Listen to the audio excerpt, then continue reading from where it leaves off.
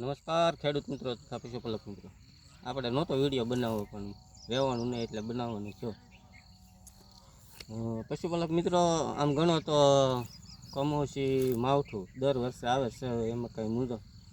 પહેલાં તો આપણે આંબા કાકા પરેશભાઈ ગોમે આવા બધાનો આપણે ખૂબ ખૂબ આભાર માનવો જોઈએ, કેમ કે 15 મહિનો અગાઉ સતત આપણને જાહેર પત્રકારો મિત્રો દ્વારા જાહેર કરવામાં આવતું હોય કે આટલી તારીખે માવઠાની અસર છે, તો આ બધું સાચું જ પડે છે. તો આપણે અગાઉ તૈયારીમાં રહેતા હોય, પણ અમુક આપણા એવા કારણ હોય, કેમ કે ની વાઢેલી હોય તો અમુક લીલી હોય તો ભેગી કરવામાં મુશ્કેલી પડે.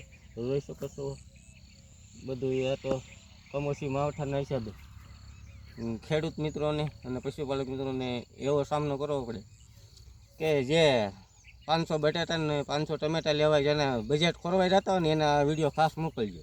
કેમ કે જોઈ શકો છો, જુઓ આ બધી મકાઈ પણ બધી જુઓ. હવે આ એક નીને વાટવામાં આપણે કમસે કમ અડધી કલાક લાગતો હોય, તો આ કલાક 1.5 કલાક પાકી એવી રીતના સુઈ ગયું બધું. જો ફર્સ્ટ ક્લાસ આડું કરી નાખ્યું. લગભગ 150ના સ્પીડે પવન આવ્યો તો સામે ઓલા પણ જો પતરા પણ ઉડાડીને ભાંગી નાખ્યા.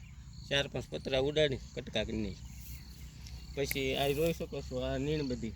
હવે તો આ ન આવે તો સારું ને, આ તો થોડાક આમ ગણો તો બધી ભેજ તો થઈ જ ગયો, તો એવા સાટા પડ્યા એટલે કાંઈ વાંધો ન આવે. પણ હવે વરસાદ આવશે તો આ બધું છે એ બગડી જવાનું છે. પણ ખેડૂત મિત્રો પશુપાલક મિત્રો આપણે વિડીયો બનાવવો જ નહોતો, પણ જેના 500 ટમેટા અને 500 બટાટામાં બજેટ ખોરવાઈ જાય છે ને, એના માટે આ વિડીયો બનાવ્યો કે ખેડૂતની વેદના શું છે. ખેડૂત 4-5 મહિના મહેનત કરી હોય અને જુઓ છેલ્લે આ દિશા થાય.